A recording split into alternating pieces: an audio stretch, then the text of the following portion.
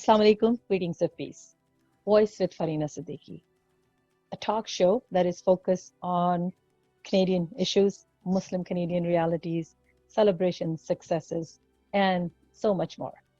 We also highlight Muslim contributors to the society who are serving, who are unsung heroes, who are role models, but they not always choose the limelight.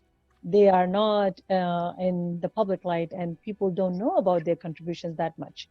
So my job here as the host is to actually bring those role models, those hidden gems to the limelight through this show, inshallah. And I have a wonderful, wonderful young role model today with me, mashallah, Kulsoom Kazim, who's an amazing role model, a life coach, an instructor, a wonderful sister to engage with, mashallah. And at this young age, Kulsoom has been doing so much for our society as a beautiful contributor. So welcome to the show, Kulsoom. Thank you. Assalamualaikum wa rahmatullah. And Jazakallah khair for having me here today. Good to have you. So Kulsoom, tell me something about you, how much you're doing, and how you do that. MashaAllah. The reason I laughed is because sometimes when I have to send a bio, if I'm doing a speaking engagement or something, and then someone's reading the bio, my bio ends up being sometimes so long, and I'm trying to find ways to shorten it. But I feel like, over time, alhamdulillah, I've done like many different things, which just ends up being in the bio. So alhamdulillah, I'm an instructor at I3 Institute as well. I am a life coach, a counselor, and an author. And I do like speaking engagements around the GTA and globally through like Zoom and internet. And I am also studying at Mishkah University. So I have that kind of Islamic background as well. MashaAllah, may Allah bless you. Yeah, MashaAllah, may Allah bless you, may Allah give you more strength to help more people. So tell me, in this world when everybody is so focused on being a doctor or an engineer or getting into these kind of professions who make so much more money, right? Why would you choose something like that, like this direction? Why? Yeah, because, growing up here, I grew up in Canada, and I realized the one thing that people need is to be listened to and to be guided. And that's my motivation, because I wish that when I was growing up, I had that, mentorship and counseling and coaching. And so I guess because I didn't really receive that from like an external person, I wanted to be able to give that to sisters out there. So that's really my motivation, is just to make sure that no sister ever feels alone on her journey, because this life can be very hard. So, I'm just there to help you along the way, inshallah. That's great, mashallah. So why sisters only, not brothers? Why sisters? Why do you think both target audiences are different for you? Yeah, so, I've had a session with a brother before as well, a counseling session. And, I don't mind working with brothers. It's just that their dynamics are totally different. So we need, this is a message for the brothers out there to please be counselors and be coaches for our brothers, because they need you as much as sisters do. But because I'm a sister, I feel like I can better relate with women. I can have the same experiences. I can offer them advice. I can offer them my thoughts. So I just feel more comfortable working with women. So are your clients only Muslim, Kulsoom, or you support non-Muslim sisters as well? How does it work? So I solely work with Muslim women, only because I feel like the values are the same. I don't mind working with non-Muslims, but I think that, it's really important to have similar values when you're coaching someone, when you're counseling someone.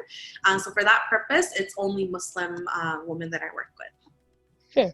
So, tell me about the kind of clientele that you have. For instance, do you have a certain segment of Muslim females, or an age group, or and why? Yeah, so, initially when I started, people were telling me, you should have a specific age group for marketing purposes. It's very good to be direct. So I started off with 18 to 45. And I was like, I want only this type of woman and this type of person. But I realized that, I have variety of women that I'm working with. I have younger ladies who are single around 20, 21, 22. I have middle-aged women who have just gotten married. I also have some older women who have been divorced and need that support. So I feel like I've really messed up that whole marketing kind of thing, and I'm really working with women all around, kind of versatile women. basically. That's great, mashallah. So you have a variety of target audience that you serve, right? What do you do in counseling? How do you counsel and for what needs? Even though I'm working with women that are between 18 to 45, right? I feel like the things that these women have in common is the willingness to change, is their connection with Allah subhanahu wa ta'ala, is the ability to go deeper. And if a woman comes, doesn't matter if she's 18 or 50 or 30, if she doesn't have these things, I wouldn't take her on as a client, because the work wouldn't be beneficial for her. So I just wanted to put that out there, because even though I'm working with so many different women, there are still some things that I do look out for when I'm taking on a client. And the way the counseling session works is, because I'm a coach and a counselor, the counseling aspect is mostly, taking someone, giving them that space, being able to listen to them, acknowledging their emotions, acknowledging their thoughts. But then there's the coaching aspect, which is taking them deeper. Because a lot of times we have beliefs that are really not serving us. For example, if someone's trying to lose weight and they continuously tell themselves that I'm fat, I'm ugly, I'm a hippo, it's not going to help. Like body image issues, right? Body image issues, any issues. And people have all these beliefs about their marriage, about themselves, about their life. And it's really important from a coaching perspective to take them deeper, identify those beliefs, change the patterns, and then create a counseling space where they can talk, I can listen. So it's really like a combined effort of the two. So yeah. Does that answer your question? Yeah, thank you so much. Jazakallah khair for doing so. So tell me about your focus, if there is any, about women abuse or victims of abuse relationship or something like that. Do you come across those clients, and how do you help them? Yeah, so I wouldn't say that that's my main focus, but I have had women that have gone through abuse. I have had women that have been sexually abused as well. And I just think that, even though I'm doing the work and I'm trying to do the best that I can, there's still a barrier in our communities about these things. And I think that we need to, as a community, work better to address, because even if I help the sister, I give her the counseling space and the coaching, she still has to go back to her family, and she still needs that external support from the community. So even though that's not my focus, I do find myself having those type of clients, especially recently. There's a lot of women who are being, abused and, issues with their husbands. And there's another kind of pressure that our women face, right? Especially girls who wear hijab and who has to fit in, right? And they have to take on that pressure and everything. So what advice do you give those kind of people? Or what advice would you give to people who are not necessarily your clients? How do they actually deal with that kind of pressure? How do they cope with this kind of pressure? They want to look modernized, quote unquote, right? They want to fit into this society. They want to look cool in front of their friends or their peers or their, college's student or, classmates. And they still want to look and feel modest and follow the Islamic practices. So what advice would you give them? I think the one advice I've been giving to my clients all year, and I find them repeating it a lot, which I feel like is kind of the solution, is we need to keep our remote control. The minute we give our remote control to society, now whether it's a situation with a woman in a hijab, whether it's fitting in society or any kind of issue, if we give that remote control to society, if we give that remote control to society, we're never going to be happy. Even if we think we're happy, it's going to be very short term, because as soon as the trends change, as soon as something changes, you're going to automatically try to fit in and feel that pressure. So if you want to eliminate that pressure and you don't want to work to please other people, you have to keep that remote for yourself, and really and truly give that remote to Allah subhanahu wa ta'ala, which means that we have to strengthen our connection with Allah subhanahu wa ta'ala so that we don't end up giving these society our remote control, because they're always going to it's so beautiful. I honestly never thought of it that way. It's a beautiful analogy that you use, mashallah, and it's a great example to share. So when we talk about that remote control that you're talking about, right? As a youth mentor, I hear and see young females and males struggling and like, again, fitting into the society and everything. Not everybody is at that same level where we actually can talk about that remote control or can actually help explain that remote control. So like, somebody taking baby steps coming towards Allah and then hitting a test or something, right? And then like, completely rolling themselves back. So how do we actually protect those and bring them towards that point where we actually see that remote control and giving it back to Allah subhanahu wa ta'ala? One of the toughest part of my job is sitting there and seeing someone almost self-sabotage their life, and you so badly want to give them advice. You want to say, no, don't do this, but you can't. And that's the hardest part of my job. Sometimes I have to like close my fist because I'm like, I can't. And the reason that is, and this is a tip for everyone, is if someone's coming to you for advice, don't give them advice. Take them deeper, ask them questions so they get to a point where they're saying the same thing that you wanted to tell them. Because when they have done that mental work and they've gotten to that point where they're saying, oh, I'm supposed to get closer to Allah, or oh, I shouldn't give my remote control to society, then they have done the work and now you can help them take the action steps forward. So I think, a tip for everyone and myself is just continue taking someone deeper by asking questions, getting them to a point where they're realizing stuff, and then take baby steps and action steps forward. Does that make sense? Or is that... Yeah, Jazakallah khair. No, Jazakallah khair. So tell me about you being an instructor, right? You are an instructor, mashallah, you're also studying at Mishkah. So like, what kind of courses do you teach? And how those courses are different than other courses being offered in the community? Yeah, so I'm an instructor with I3. Now I'm kind of like in between because I started being an instructor and then I stopped and then I had to go through instructor's training, which I'm almost done. So I'm kind of like half instructor. But the course that I am going to be starting to teach soon, inshallah, is the Aqidah module and the YD signature program that I3 has. And one reason that it's different is, well, two reasons, is because one is creating leaders. It's not just creating followers.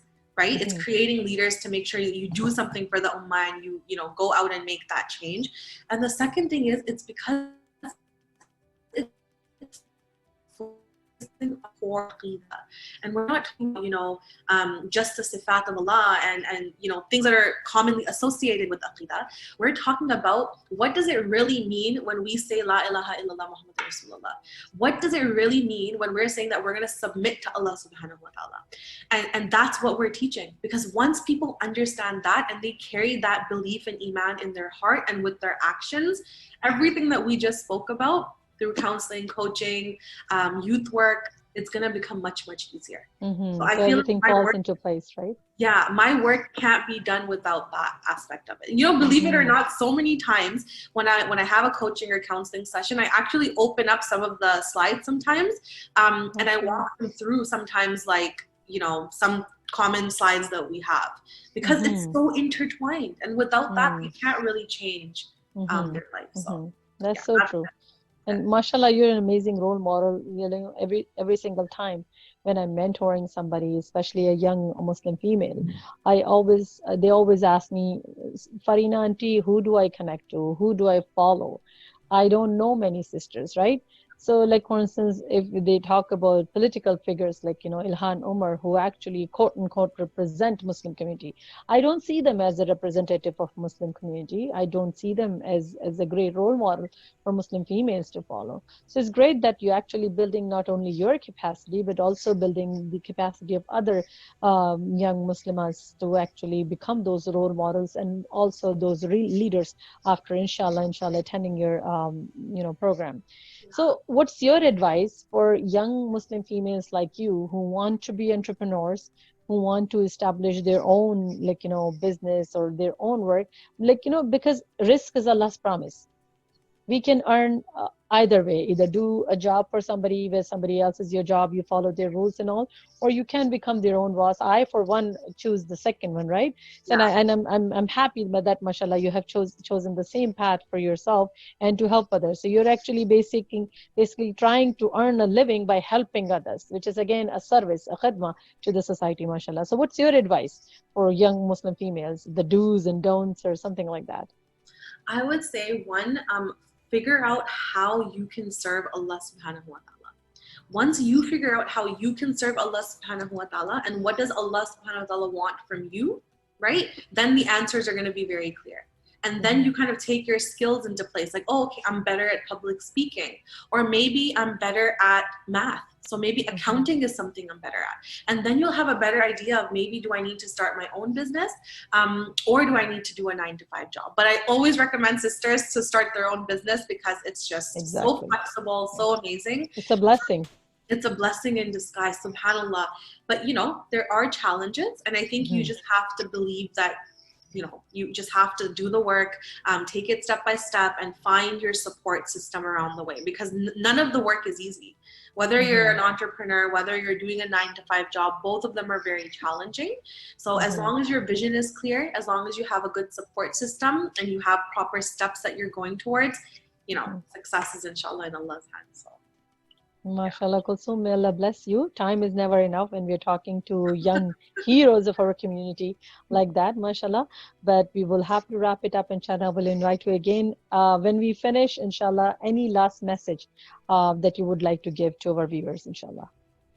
I feel like sometimes it sounds cliche, but really just turn to Allah subhanahu wa ta'ala.